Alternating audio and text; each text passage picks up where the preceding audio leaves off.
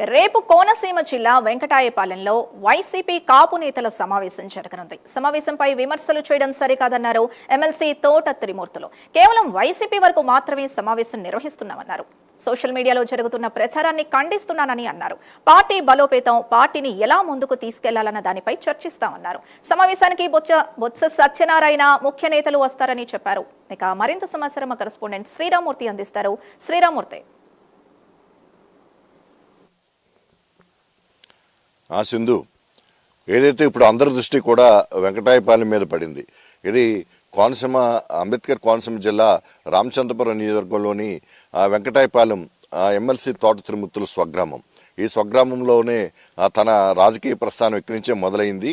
దీంతో ఆయన అనేక కార్యక్రమాలకు ఇక్కడి నుంచే కేంద్ర బిందువు చేసుకుంటారు. అయితే తోట త్రిమూర్తులు ఇప్పుడు వైసీపీకి మండపేట, తూర్పుగోదావరి జిల్లాలోని మండపేటకి వైసీపీ నియోజకవర్గ ఇన్ఛార్జిగా ఉన్నారు, ఎమ్మెల్సీగా కూడా ఉన్నారు. ఈ నేపథ్యంలో వైసీపీలో చాలా కీలక పాత్ర పోషిస్తున్నారు.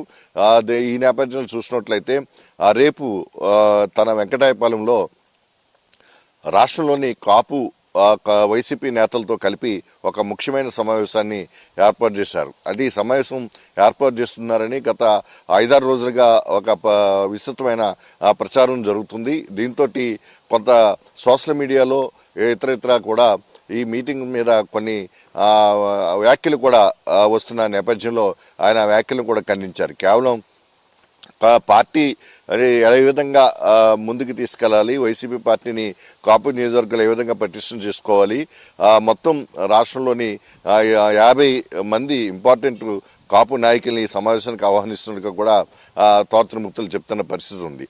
అయితే ముఖ్యంగా కాపు సంక్షేమానికి సంబంధించి ఇటు కూటమి ప్రభుత్వం ఇప్పుడు అమలు చేస్తున్న ఆ కార్యక్రమాల మీద కూడా ఈ సమావేశంలో చర్చించనున్నారు. అలాగే గత వైసీపీ ప్రభుత్వంలో కాపుల కోసం చేసిన అంశాలు కూడా ఇక్కడ చర్చకు వచ్చే అవకాశం ఉంది. అయితే భవిష్యత్తులో రాబోయే 2029 ఎన్నికలకు కానీ, రేపు స్థానిక సంస్థల ఎన్నికలకు కానీ ఏ విధంగా ముందుకు వెళ్ళడానికి ఆ కాపులకి ఏ విధంగా ఒక బీమా అంటే ఒక పార్టీ తరఫున ఒక ధీమా కల్పించడానికి ఎలాంటి సూచనలు సమాలోచనలు చేయాలనేది కూడా ఒక చర్చ కూడా ఈ వైసీపీ కాపు నేతలు ఇక్కడ త్రిమూర్తులు నేతృత్వంలో చేయనున్నారు. ఈ సమావేశానికి వైసీపీ పార్టీలో చాలా కీలకంగా వ్యవహరిస్తున్న బొత్స సత్యనారాయణ హాజరవుతారు. ఆయనతో పాటు మాజీ మంత్రులు, అలాగే మాజీ ఎమ్మెల్సీలు, వైసీపీలో ఉన్న వాళ్ళు, అలాగే మాజీ ఎమ్మెల్యేలు కూడా హాజరవుతున్నారు. అయితే ఈ సమావేశానికి ముద్రగడ పద్మనాభం కూడా తోట త్రిమూర్తులు ఆహ్వానించారు. ముద్రగడ పద్మనాభం అనారోగ్య పరిస్థితులు రీత్యా కొంత ఈ సమావేశానికి హాజరు కాలేనని చెప్పినట్టుగా తెలుస్తుంది. ఆ విషయాన్ని కూడా త్రిమూర్తులు ధృవీకరించారు. ముద్రగడ పద్మనాభం హాజరు కావట్లేదని కూడా చెప్పారు. అయితే ఈ సమావేశంలో ఏం చర్చిస్తారు, ఏంటి రాజకీయ కోణం అంటే తోట త్రిమూర్తులు మీటింగ్ పెట్టారంటే ఏదో అంతరంగం వెనకాల ఉంటుంది, లేకుండా ఉండదు అనేది ఇప్పుడు సర్వత్రా చర్చ మొదలైంది. అయితే కేవలం కాపులలో వైసీపీ కాపుల గురించి, వైసీపీ పార్టీని బలోపేతం చేసుకునే విధంగా ఇక్కడ మేము చర్చించుకోవడానికే ఇక్కడికి వస్తున్నామని కూడా ఇంతకుముందు త్రిమూర్తులు కూడా మీడియా సమావేశంలో స్పష్టం చేశారు. అయితే ప్రధానంగా deputy CM Pawan Kalyan, Janasena party అధినేతగా ఉన్న డిప్యూటీ సీఎం పవన్ కళ్యాణ్ ఒక కాపులకు ఇప్పుడు పెద్దనిగా ఉన్నాడనేది ఈ మధ్యకాలంలో జరుగుతున్న ప్రచారం. అట్లాగే కాపుల గురించి కూడా డిప్యూటీ సీఎం పవన్ కళ్యాణ్ ఇక్కడ రాజమండ్రి కేంద్రంగానే గత నెలలో నిర్వహించిన ఒక పార్టీ సమావేశంలో ఆయన స్పష్టంగా కొన్ని వ్యాఖ్యలు కూడా చేశారు. కొందరు కావాలని తన మీద, తన పార్టీ మీద కూడా బురద జల్లే కార్యక్రమాలు చేస్తున్నారు. కాపులు కోసమే తన పార్టీ పెట్టినట్టుగా మాట్లాడుతున్నారు. తనకి అందరూ అన్ని వర్గాలు, అన్ని సామాజిక వర్గాలు సమానమే అన్న స్పష్టమైన సంకేతాలు కూడా పవన్ కళ్యాణ్ ఇచ్చారు.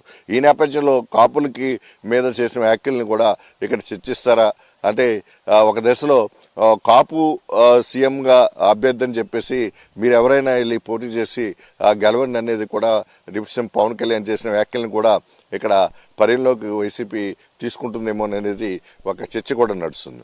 అయితే కేవలం పవన్ కళ్యాణ్ ఉద్దేశించి కాకుండా పార్టీలో వైసీపీ పార్టీలో కాపులు ఏ విధంగా బలపడాలి, ఆ కాపులు నియోజకవర్గాల్లో పార్టీని ఏ విధంగా విజయోత్సవం తరపున విజయం సాధించే విధంగా ఎలాగెళ్ళాలి అనే అంశాలే ఇక్కడ చర్చిస్తారని చెప్పేసి కూడా త్రిమూర్తులు చెప్తున్న పరిస్థితి ఉంది. అయితే ఈ సమావేశం ఏ విధంగా జరుగుతుందనేది ఒక హాట్ టాపిక్ అయితే రాష్ట్ర వ్యాప్తంగా ఇప్పుడు కొనసాగుతున్న పరిస్థితి ఇక్కడ కనిపిస్తుంది. చిందు. Right, thank you Sriramamurthy. వెంకటాయపాలెంలో స్వతంత్రంగా ఏర్పాటు చేద్దాం అనుకున్నటువంటి మీటింగ్ ప్లేస్ కారణం చేత ఈ కళ్యాణ మండపంలో ఏర్పాటు చేయడం చేస్తే ఇది కూడా మాదే కల్పన ఉంది. అయితే రేపు జరగబోయేటువంటి సమావేశం ఏదైతే ఉందో అది ఇప్పటి వరకు టీవీల్లోని లేకపోతే సోషల్ మీడియాలోని రకరకాలుగా ఎవరికి నచ్చినటువంటి విధంగా సిచ్యువేషన్లు వస్తున్నాయి. దీనికి